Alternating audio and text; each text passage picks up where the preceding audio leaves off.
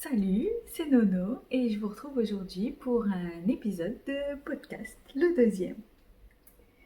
Alors, aujourd'hui, je vais vous montrer un projet terminé et deux projets en cours.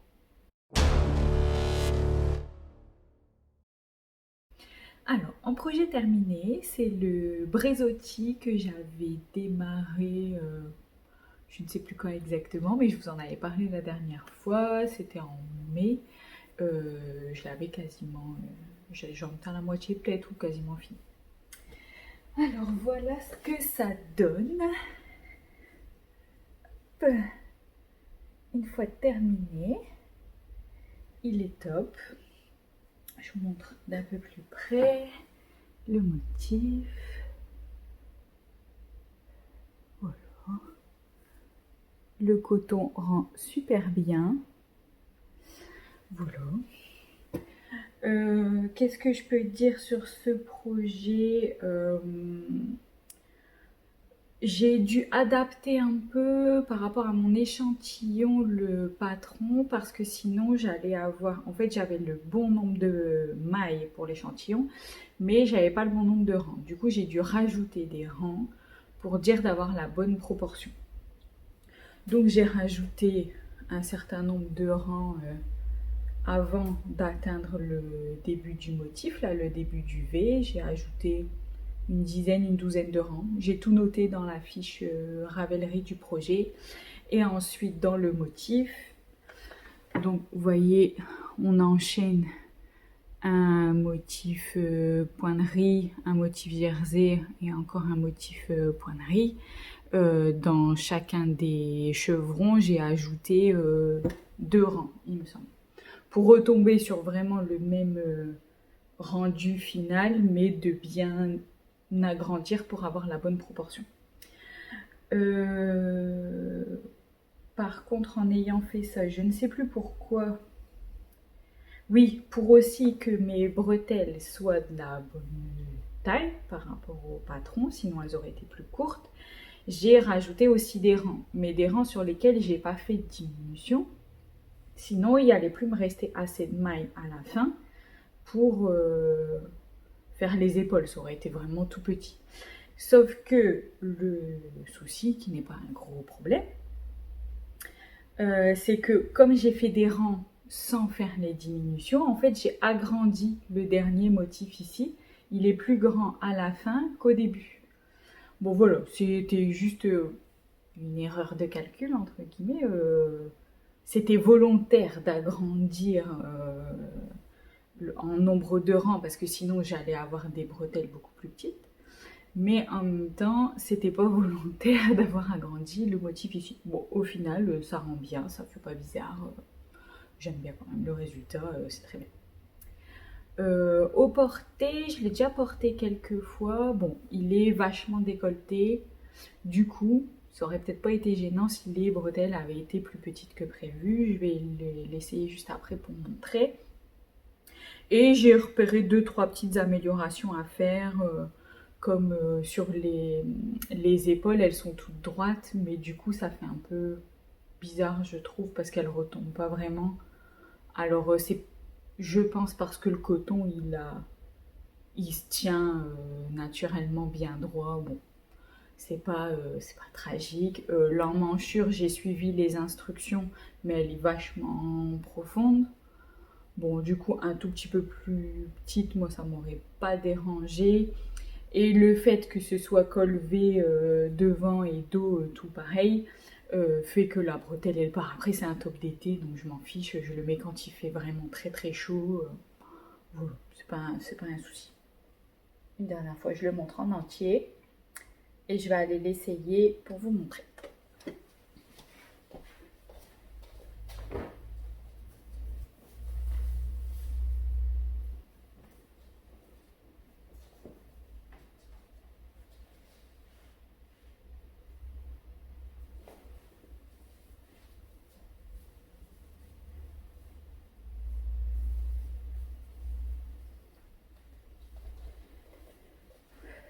Voilà ce que ça donne.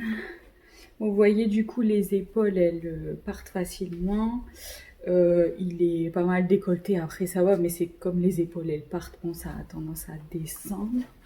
Sinon, donc là on voit l'emmanchure, elle est quand même plutôt profonde. Bon, à réduire un petit peu, c'est pas tragique, mais en fait, c'est pas tellement la profondeur, c'est que du coup, là, voilà, ça baille un peu. Je pense que si ça avait été fermé un peu plus, du coup, ça baillerait pas, ce serait mieux pour moi.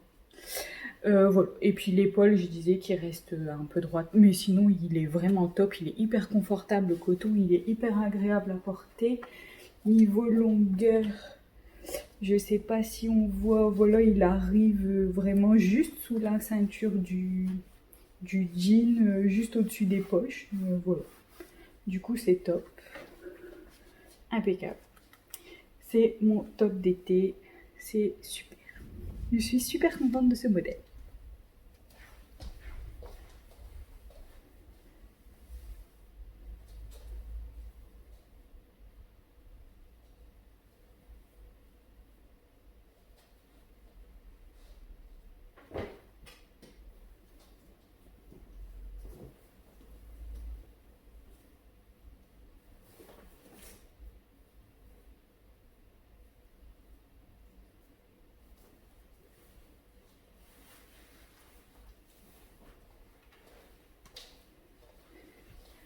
Voilà pour le Bresotti. Et oui, par rapport à la quantité de lait, enfin de fil de coton, dans le kit Wear Knitters, il est prévu 4 pelotes.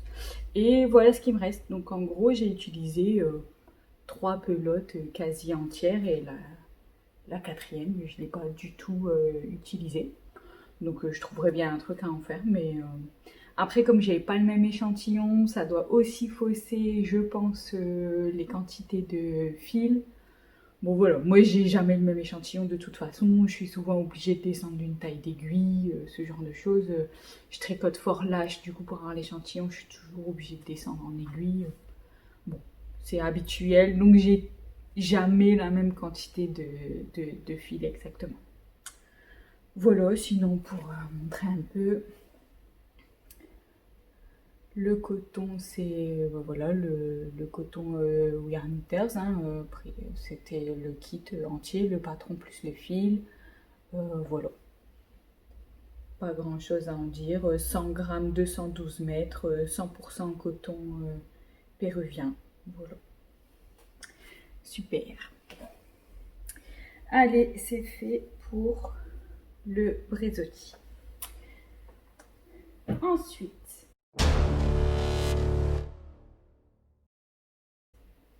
un petit projet crochet que j'ai en cours, que j'ai pas terminé, mais il est quasi fini en fait, surtout la partie crochet, elle est quasi finie. En fait, j'ai mon panier au crochet que j'avais fait à partir d'un modèle de sac de Drop Design qu'on a vu dans mon précédent podcast. J'en ai fait un pour ma maman avec des restes de fil acrylique que j'avais, du plaid en carré au crochet que j'avais montré, fini la dernière fois. Voilà, du coup j'ai choisi les couleurs. Donc je suis restée sur le même principe, hein, donc 6 couleurs. Et puis voilà, j'ai suivi exactement les explications, sauf qu'au lieu de le faire en coton, bah voilà, je l'ai fait avec mon reste de fil. Et donc je l'ai quasi fini. Pourquoi? Parce que là le sac est terminé. À ce moment-là, normalement il faut mettre donc soit tresser des anses, soit moi j'en avais cousu des anses en cuir ou simili-cuir que j'avais acheté la dernière fois. Mais cette fois-ci je voulais changer un peu. Et ce que j'ai fait, c'est que j'ai acheté sur Butinette de la cordelette. Et en fait, j'avais dans l'idée de crocheter, donc de refaire un ou deux tours avec, en crochetant autour de cette cordelette. Et donc, d'une part et d'autre, d'un moment, de faire voilà, une ouverture. Du coup, pendant tout le tour là, ce serait directement rattaché au reste du sac. Ensuite, je laisse une ouverture, mais je crochette autour de la cordelette. Je rattache au sac et pareil de l'autre côté, je laisse une ouverture. Et comme ça fera un peu une anse intégrée dedans avec la cordelette qui fait que ça va bien se tenir normalement. Première fois que je fais, Je ne sais pas ce que ça va donner encore, faut que je le fasse, il reste plus qu'à le faire quoi en gros. Et voilà, et une fois que j'aurai fait ça, je vais le doubler. Je vais vous montrer un peu l'intérieur du sac. Alors l'intérieur, voilà ce que ça donne. Oh, je vais retourner. Hop, voilà. Donc j'ai vu après plus tard sur le net que on pouvait aussi normalement faire passer les fils directement dans le... Quand on crochette, genre par exemple là je crochette le bleu, j'aurais pu faire passer le fil violet directement dedans en même temps. En fait je savais pas au moment où je l'ai fait. Déjà la première fois je savais pas, mais j'avais pas spécialement cherché. Et là je l'ai vu après. Je crois que ça s'appelle du tapisserie crochet. Bon, bref, donc du crochet tapisserie, quelque chose comme ça. Et donc je retenterai peut-être une prochaine fois, alors peut-être pas sur ce modèle-là, mais si j'ai l'occasion de refaire un projet au crochet avec plusieurs couleurs, je tenterai. Là, il y a les fils apparents, mais comme je mets une doublure, ça va pas se voir au final. En tout cas, ça fait quand même propre, hein, voilà. Et donc pour le doubler, parce que comme là on voit les fils, j'aime bien le doubler. J'ai 2 coupons de tissu. Donc celui-ci, il sera pas pour moi, il est pour ma maman.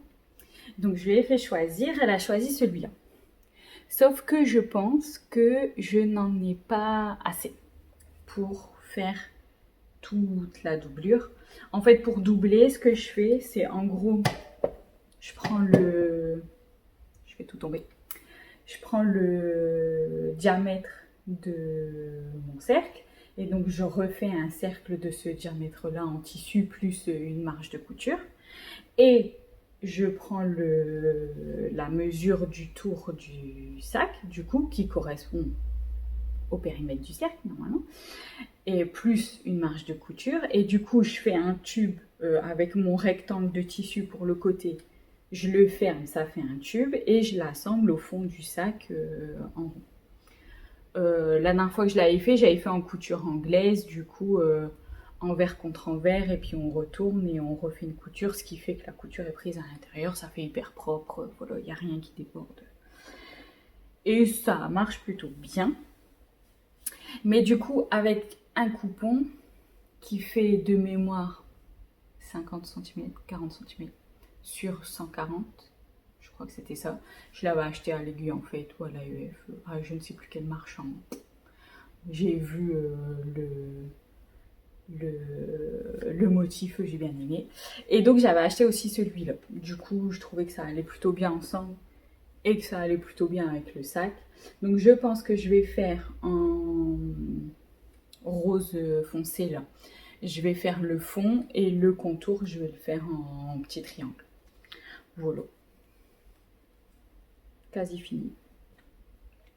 Plus que la hanse et la doublure.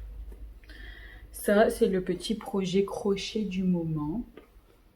Après celui-là, je ne sais pas encore quel projet crochet je vais faire. En fait, j'en ai un en tête. Un plaid, mais cette fois-ci pas en carré, en morceaux, parce que ça, j'aime pas faire les... En fait, j'aime bien faire les carrés, mais j'aime pas les assembler. Donc ça, je vais arrêter de faire des choses où il y a beaucoup d'assemblage, ça sert à rien.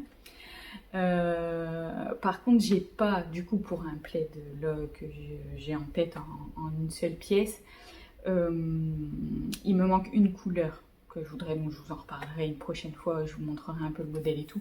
Mais du coup, bon voilà, je vais pas, si j'ai pas déjà tout, je vais pas démarrer parce que d'ici là que je change d'avis sur les couleurs, sur la forme, sur machin, je préfère pas commencer un truc pour changer d'avis derrière, donc j'attends d'avoir tout, et quand j'ai tout, je démarre.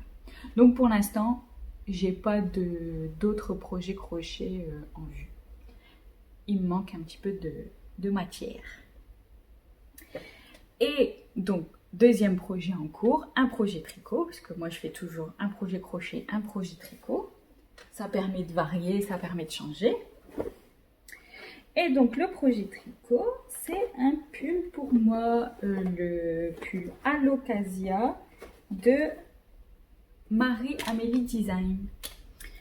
Je sais plus si j'en avais parlé la dernière fois. En tout cas, je sais que quand je vous avais fait un peu le tour de mes laines, de mon stock, j'en avais parlé parce que cette laine-là, je savais que je voulais faire de l'Alocasia avec. Et ça y est, je l'ai démarré et bien avancé. Je l'ai démarré début mai. Ouais, début, milieu mai. Et moi, en général, il me faut 2 mois. Donc pas à faire que ça, mais il me faut 2 mois pour faire un pull parce que justement, j'aime pas faire que tout le temps le même projet. Il y a des jours où j'ai juste pas envie de tricoter. Enfin voilà, je tricote quasiment tous les jours, mais il y a quand même des fois où je ne fais rien. Voilà. Du coup, voilà où j'en suis de ce pull. Donc j'en suis à la moitié du corps, je pense. Et j'ai fait une manche déjà. Alors, sur le modèle en lui-même, j'avais toujours lu que les modèles de Marie-Amélie, il fallait être concentré au début pour démarrer. Et c'est plutôt vrai, mais en fait, je m'en étais fait peut-être un peu une montagne et c'était plus cool que je pensais quand même le démarrage, en tout cas sur ce pull-là. Donc effectivement, le montage, il est pas... Bon, déjà, il commence par le haut et on tricote du haut vers le bas. Par exemple, un pull qui se monte par le bas, c'est plus, entre guillemets, plus simple parce qu'en fait, c'est un montage en rond classique, mais sans complications, entre guillemets. On fait le montage et puis après, on tricote et les séparations, tout ça, on les voit plus tard. Là, comme on commence par le haut et que c'est un col V, que ce soit dans le dos ou devant, forcément, ça demande un petit peu plus d'étapes. Mais en fait, c'est hyper bien expliqué et en fait, on n'a pas à réfléchir, entre guillemets, on suit le patron et il n'y a pas de questions à se poser. Et du coup, il fallait commencer donc par les épaules dos, donc l'épaule droite puis l'épaule gauche, en montage provisoire. Et ensuite, on rattrape et on fait le devant, on suit les instructions, tout ça. Au bout d'un moment, on assemble le tour, on assemble l'encolure devant, enfin voilà, tout se fait très bien dans l'ordre. Et en fait, c'est pas mal ce pull parce que il y a le fameux petit motif là qui m'a donné un tout petit peu de fil à retordre au début parce que j'ai pas regardé les vidéos et j'ai essayé de le faire juste avec les instructions écrites, mais c'est beaucoup plus simple de le faire quand on lit quand on regarde plutôt les vidéos qui vont avec le point. Et donc, le fait qu'il y ait ce petit point-là, mais que le reste, ce soit du jersey, bah, ça fait que ça rythme le tricot à fond. Et c'est à la fois hyper simple et à la fois un peu dynamique, où il n'y a pas que du jersey, il y a autre chose à faire. Du coup, c'est hyper cool. Donc, au début, il y en a dans le dos et il y en a donc sur les côtés de l'encolure. Et ensuite, quand on a tout assemblé, ben, on continue sur le devant uniquement, on descend le motif. Et il y a un tout petit rappel du motif sous les emmanchures de chaque côté. Et du coup, c'est super chouette parce que vraiment, ça rythme le tricot. Et je trouve que le rang, il passe hyper vite parce qu'il est structuré. En fait, on se dit à chaque fois, bon, bah, je vais jusqu'au prochain marqueur, jusqu'au prochain. Et en fait, le tour, il va extrêmement vite à faire.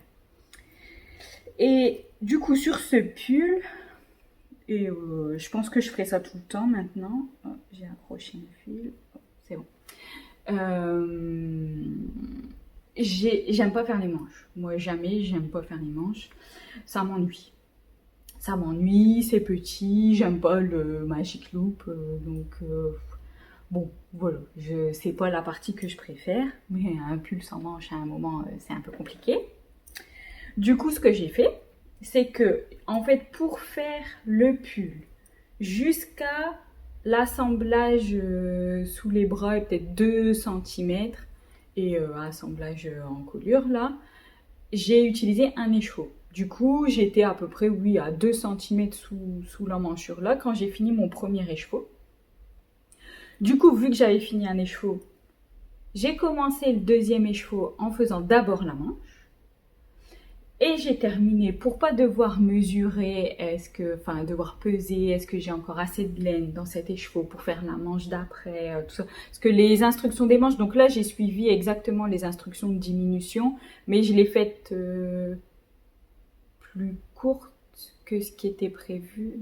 Enfin non, Du coup, pour atteindre la bonne longueur de manche, j'ai dû faire moins de répétitions de diminution que ce qui était prévu dans le patron. Donc, en gros, la manche, elle est bien à ma bonne taille, à moi, comme j'aime bien, et assez longue jusqu'ici à peu près.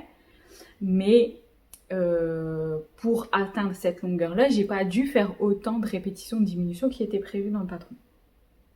Du coup, j'aime pas me casser la tête à mesurer mon écheveau avant de démarrer, quand j'ai fini ma manche, pour savoir si j'ai encore assez pour faire la deuxième manche. Du coup, je me suis pas cassé la tête. J'ai commencé mon deuxième écheveau en faisant la manche. Et là, je suis en train de terminer mon écheveau en tricotant le corps, en fait. C'est ce qui m'a permis, là, d'avancer vachement. Donc là, il y a le début de l'emmanchure. Et j'en suis là. Et il me reste ça. Donc il va me rester quoi 1 cm, 2 cm, je sais pas trop au final de corps de pull.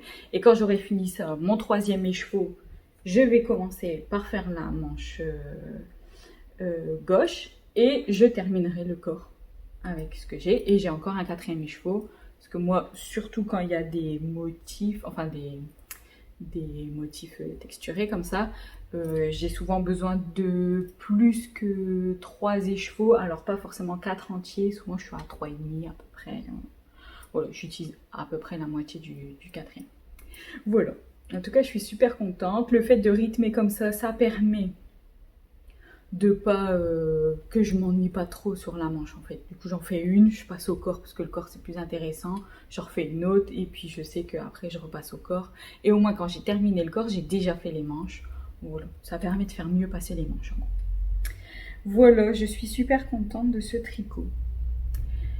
Et je sais déjà ce que je vais faire après, mais déjà terminons celui-là et ça ira très très bien. Et donc pour vous montrer, donc le fil c'est du lafet fil. Et c'est de la... Hop, si ça fait le point, yes. 100% Merino Superwash, donc 400 mètres pour 100 grammes. Et le coloris hémoglobule. Et j'adore ce nom de coloris, c'est un truc de fou. Moi, je l'ai acheté que pour ça,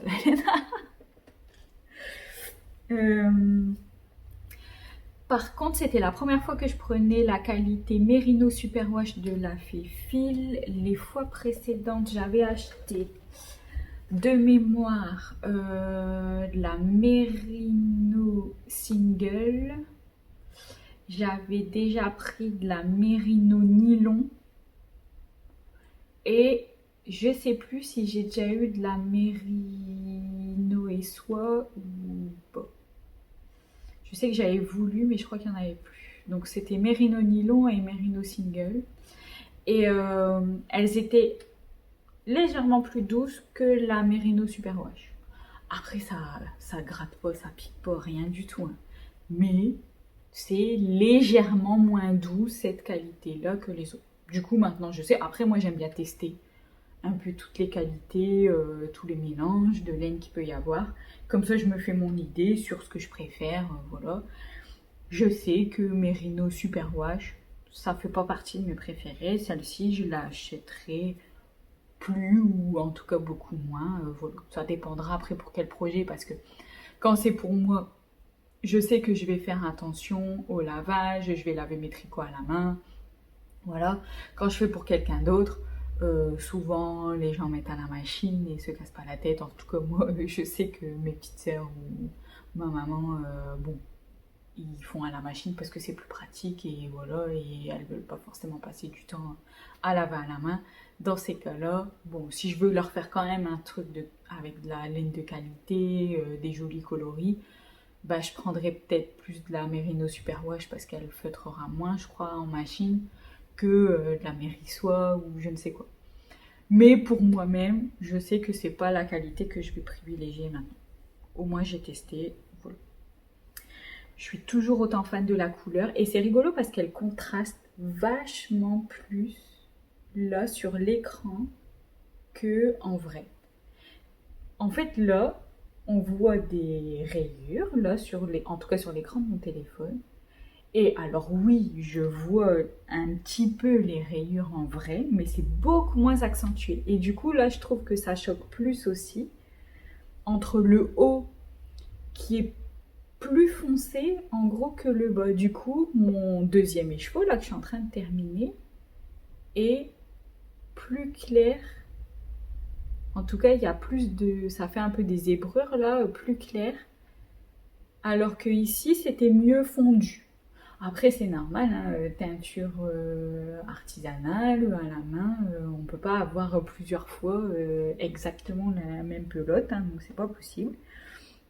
Moi, ça ne me dérange pas et je me casse pas la tête à alterner les écheveaux, j'avoue, ça c'est pas un truc, ça me saoule un petit peu de devoir alterner. Mélanger plusieurs fils quand c'est tout la même couleur et tout, enfin bref, ça me saoule, donc je le fais pas. Mais voilà, voilà ce que ça donne. Et mon prochain projet tricot, ce sera pas pour moi. Non, ce sera pas pour moi, ce sera pour une de mes sœurs et ce sera un châle. Mais je vous en reparlerai plus tard. J'ai déjà la laine, j'ai déjà le patron. Ça va être bien, comme toujours. Bah voilà, j'ai terminé. Moi, je suis pas trop multi-projet. J'ai souvent que un encours tricot, un encours crochet. Ça m'arrive de faire des exceptions, mais c'est très très rare. Là, si j'ai un encours qui est au dodo parce que j'ai plus assez de laine, c'est le pull anessé que je fais pour ma maman. Mais comme tous les magasins n'ont pas forcément rouvert, ou que c'est contraignant pour l'instant, je trouve, d'y aller. J'attendrai qu'on puisse y aller un peu plus simplement faire le shopping parce que là sur internet c'est compliqué parce que comparer la couleur et tout avec entre la couleur de mon écran, la couleur de l'appareil photo qui a pris le truc et tout, je préfère aller voir en magasin.